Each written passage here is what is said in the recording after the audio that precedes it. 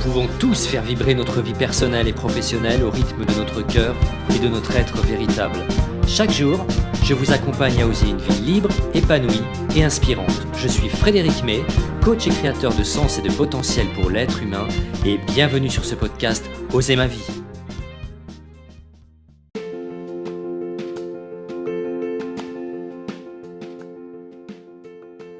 Alors aujourd'hui, nous allons parler d'estime de soi. L'estime de soi, qu'est-ce que c'est ? Il y a deux notions dont estimer, qui vient du latin estimare, qui signifie évaluer, estimer, mesurer, apprécier, juger. Les deux notions, ce sont la valeur et l'opinion. On peut dire que l'estime de soi, c'est la valeur que je me porte, et c'est aussi la capacité que j'ai à avoir une bonne opinion de moi. L'estime de soi induit donc une notion de respect et d'acceptation envers soi-même. Il faut savoir que nous cherchons toujours deux choses dans la vie. Nous sentir aimés et nous sentir compétents. C'est notre estime qui attribuera de la valeur à ces sentiments d'amour et de compétence. Alors imaginons maintenant des parents peu aimants, qui ne valorisent pas leur enfant, avec un degré d'exigence élevé, ou bien un des parents qui réclame la dévotion et le soutien inconditionnel de son enfant, ou qui fait une différence entre ses enfants, ou encore qui les surprotège ou pas du tout, qui souligne les prétendus défauts de chacun, qui se moque ou qui ne s'intéresse jamais à eux, qui met en valeur leurs échecs ou bien leurs différences, un parent qui ne soutient pas son enfant, quoi qu'il arrive, qui ne l'écoute jamais ou minimise systématiquement ses problèmes, ou au contraire, qui dramatise tout, un parent qui rejette son enfant ou qui lui inflige des violences. Mais ce peut être également un éducateur, un instituteur ou d'autres personnes importantes dans le parcours de vie de cet enfant. Et pourtant, lorsque nous étions bébés, nous ne nous posions pas la question de savoir si nous nous aimions ou pas. Nous nous aimions, nous nous portions une grande valeur, nous savions faire valoir nos besoins, demander le sein ou le biberon ou la compote. Et puis qu'est-ce qui s'est passé ? Eh bien, les parents ont commencé à imposer leur modèle d'éducation sur la base de leur propre modèle, avec leurs convictions, leurs peurs, leurs critères de jugement, mais aussi avec leur enthousiasme, leur fierté. Et tout ça conformément à leur schéma de fonctionnement. Puis dès l'école, eh bien cet enfant a renforcé son propre jugement en fonction des marques psychologiques laissées par l'extérieur. Tu es trop petit, tu as échoué à ce test, tu es maladroit, tu es tête en l'air, tu es. L'enfant n'a pas encore la capacité de juger et de s'affirmer, de dire ce qui est bon pour lui. Alors il absorbe et tapisse son être de concepts, de programmes, de modèles qui le limiteront rapidement et qui impacteront sa vie d'adulte. Eh bien la première chose, c'est que nous ne sommes pas ce que nous faisons. Nous ne sommes pas ce que nous faisons. Ce n'est pas parce que j'ai une mauvaise note que je suis nul. Ce n'est pas parce que j'ai trébuché que je suis maladroit. Ce n'est pas parce que je n'obtiens pas de bons résultats en classe que ma vie sera ratée.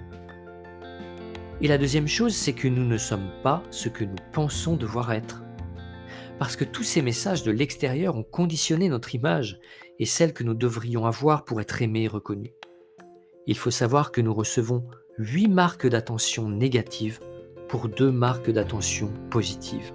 Environ 22 000 heures pour un jeune adulte de 20 ans. Il faut se construire avec tout ça. Est-ce que ça vous évoque des souvenirs, tout ça ? Moi, je me souviens de certains discours ou comportements de certains instituteurs ou professeurs. Ma maîtresse du CE1 m'a déchiré mon cahier du jour un samedi matin car il y avait 3 ratures, 3 pauvres ratures. Elle s'est mise dans une rage folle et a lacéré mon cahier en 1000 morceaux devant toute la classe en me disant « Frédéric, vous êtes nul !» J'étais pourtant plutôt bon élève. Ou je me souviens également mes parents qui me rappelaient qu'il valait mieux être médecin pour réussir sa vie, ou que je n'étais vraiment pas épais pour mon âge, ou encore que mes amis ou petites amies n'étaient pas assez bien pour moi, et je ne comprenais pas pourquoi. Tout ça, ce n'est pas simple à entendre pour un enfant. Et ce qui se passe enfant marque l'estime de soi. L'affection reçue par la famille, l'aspect physique, les compétences sportives, la popularité auprès des pairs, la conformité comportementale, la réussite scolaire et toutes ces petites remarques assassines entendues encore et encore jusqu'à ce qu'elles deviennent normalité pour nous. En plus, notre cerveau humain favorise les associations d'idées. Alors imaginez-vous, tu es blond comme une fille, tu es trop petit pour réussir en sport, tu es trop grosse pour devenir chanteuse. Et comme nous venons de le voir, nos pensées et croyances, qui proviennent à 80% de notre éducation, modèlent notre estime. Les premières années de vie sont donc déterminantes pour l'estime de soi. Pourtant, nous avons toujours la même valeur et la même importance quoi que nous fassions. Et nous avons de la valeur par le simple fait d'être vivants. Vous êtes d'accord avec ça ?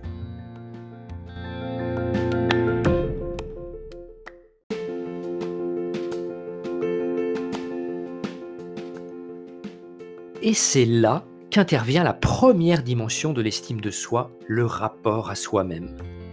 Savez-vous que l'amour de soi se construit principalement au cours des 2 premières années de notre vie ?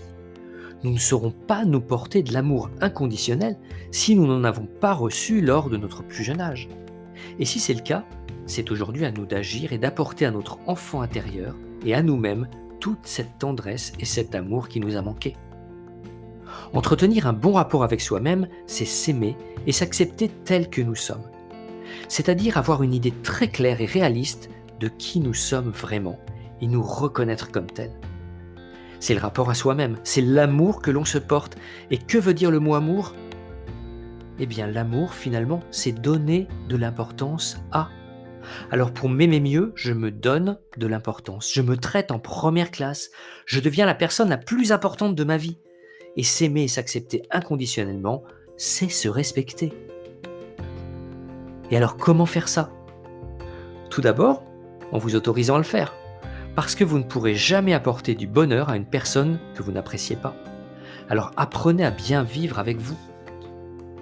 En découvrant par vous-même qui vous êtes vraiment, en découvrant vos trésors cachés, vos valeurs, vos réussites, vos qualités, vos besoins, ce qui est bon pour vous, mais aussi en prenant conscience de vos limites, de vos zones d'ombre et de vos schémas de pensée et de comportement, vous allez reprendre votre être en main.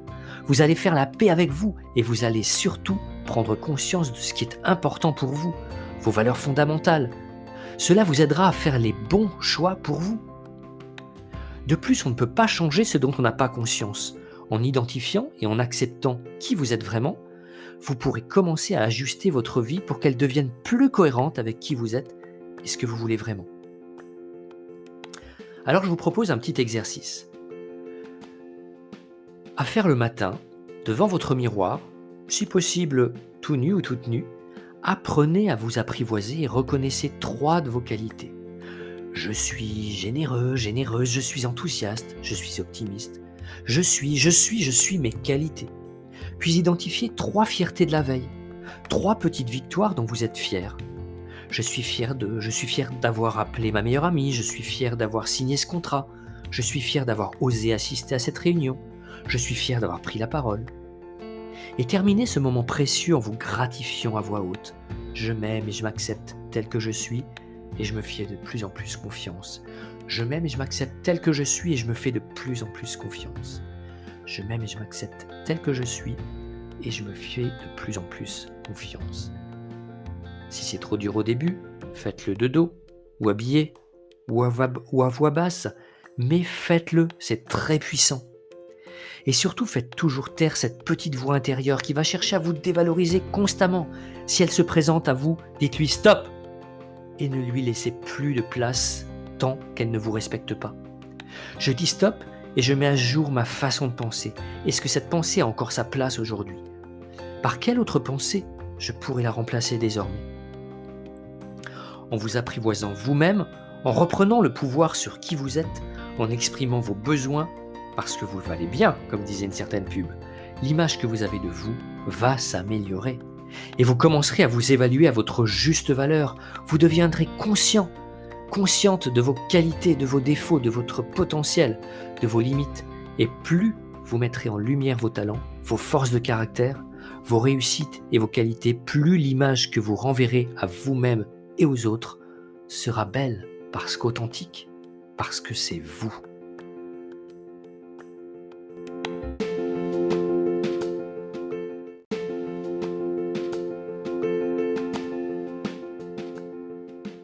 La deuxième dimension d'estime de soi, c'est le rapport à l'action. Le rapport à l'action, dont la confiance en soi est le reflet, favorise la mise en mouvement, le passage à l'acte pour mettre en œuvre ses choix. Et quand j'agis, Je pense être capable de le faire de manière appropriée dans une situation donnée. Plus je vais avoir de la confiance en moi, plus cette conviction d'y parvenir sera présente et me donnera un sentiment d'assurance et de sécurité. Plus le rapport à l'action est favorable, plus nous pouvons sortir de notre zone de confort ou plutôt d'inconfort, puisque c'est une cage dorée, c'est notre cage dorée, avec toutes les limites qui nous empêchent d'avancer, toutes les contraintes liées à nos schémas de fonctionnement et à notre éducation. Et si nous sortons de notre zone de confort, nous pourrons faire des choses nouvelles, des projets importants pour nous. Nous pourrons apprendre, expérimenter et toucher du doigt notre zone magique. Mais pour cela, il faut faire voler en éclats les peurs d'échouer, la peur d'être jugé. Et comment ? Eh bien déjà en prenant conscience de ce que vous valez vraiment, et non de l'image que vous pensez que les autres ont de vous, donc celle que vous avez de vous en ce moment. Je vais vous donner un truc.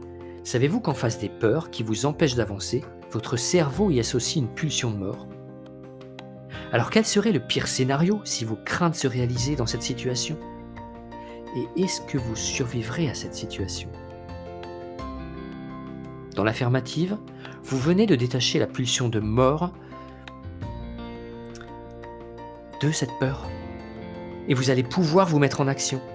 Et à partir d'aujourd'hui, si vous vivez une pensée désagréable qui vous empêche d'avancer, dites-vous quelle nouvelle pensée ou manière d'agir pourriez-vous mettre en place lorsque vous serez confronté à cette peur ou lorsque vous devrez réagir. Parce que vos schémas doivent être mis à jour et il est temps de se débarrasser de pensées et de comportements qui ne sont plus d'actualité aujourd'hui. Et rappelez-vous, là encore, votre parcours, qu'avez-vous réussi, vos qualités, vos talents et vos forces. Que pouvez-vous faire de tout cela aujourd'hui et comment ça peut servir vos projets et vos rêves ? Et puis, une fois que vous vous êtes apprivoisé, que vous avez découvert comment vous fonctionnez, que vous avez pris conscience de ce que vous valez vraiment, votre opinion sur vous-même et la valeur que vous vous accordez s'améliorera sans aucun doute, à vos yeux, mais également aux yeux des autres. Parce que désormais, il est important pour vous d'exprimer vos besoins et vos émotions pour vivre en cohérence avec vous-même.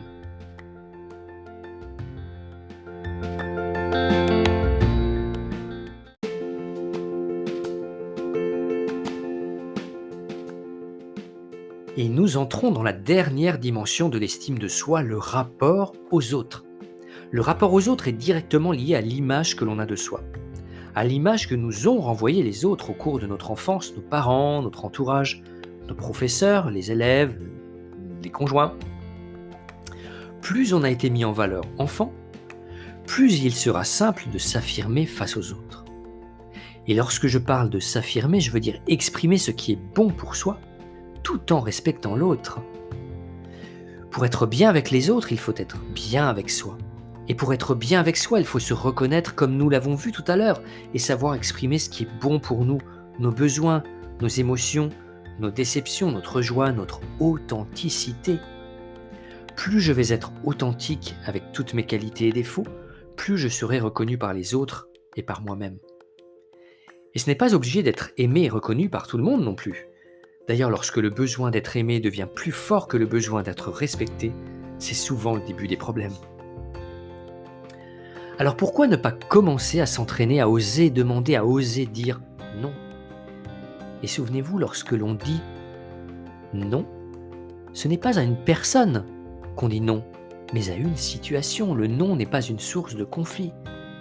Et puis apprendre à exprimer ce que l'on ressent, ce qui est bon pour nous, nos besoins ici et maintenant, va changer le regard des autres sur nous et surtout le regard de nous sur nous, puisqu'on va exprimer ce qu'on veut vraiment. Et enfin, pour que votre estime puisse grandir dans de bonnes conditions, créez votre environnement positif. Vous n'êtes pas obligé de vivre et d'accepter toutes les personnes et toutes les situations. Vous avez votre mot à dire. Alors je vous propose ce petit exercice. Listez la liste des personnes et des situations négatives ou qui vous prennent de l'énergie dans votre vie. Et dites-vous pour chacun, pour chacune, qu'est-ce que je peux faire dès aujourd'hui pour réduire cet impact négatif dans ma vie. Et voici un truc pour améliorer pour améliorer vos relations et vous affirmer. Évitez d'employer le « tu », parce que le « tu » tue. Le « tu » se focalise sur ce que la personne a fait de mal et n'est pas toujours objectif. Remplacez-le par les faits véritables. Par exemple, au lieu de reprocher à votre compagne ou à votre compagnon « Tu n'as pas encore préparé le dîner alors que je rentre tard. Ce n'est pas cool. » Et le pavé est envoyé dans la mare. Vous auriez pu dire « Je constate que le repas n'est toujours pas prêt lorsque je rentre tard le soir et ça nous fait dîner tard. Ça me met en colère car le soir j'ai besoin qu'on se retrouve dans le calme sans avoir à penser encore au repas à cette heure. » Ce que je te propose, c'est que dorénavant, je t'avertis lorsque je rentre tard afin que tu puisses t'organiser pour préparer le dîner. Est-ce que tu es d'accord ? Est-ce que tu es d'accord d'essayer à partir de demain soir si je rentre tard ? Eh bien c'est chouette, tu verras, nous aurons des soirées plus agréables ensemble. Là, vous pouvez observer les 3 phases. Exposer les faits sans accuser la personne, exprimer ses sentiments et ses besoins, proposer une solution concertée, et puis souligner les conséquences de ce plan d'action. Alors, voilà pour ce premier tour de compréhension de l'estime de soi. Il y en aura sûrement d'autres, tellement l'amour de soi, la confiance en soi ou l'image de soi impactent notre qualité de vie et celle des autres au quotidien.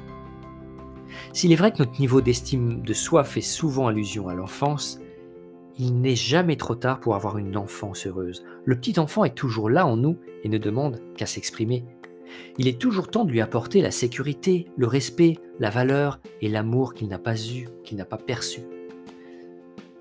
Alors partez à la découverte de qui vous êtes vraiment et lancez-vous des petits défis au quotidien.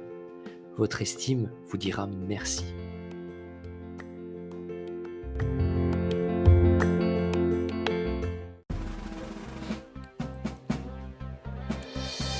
Merci pour votre attention, c'était Frédéric May pour l'émission Oser ma vie. Retrouvez-moi sur les réseaux sociaux ou sur mon site internet coaching-personnel.fr. Si vous avez aimé cette émission, n'hésitez pas à réagir en commentaire et à lever le pouce pour aimer ce podcast. Si vous avez envie d'une thématique particulière, envoyez-moi un petit message. Prenez soin de vous et à très bientôt.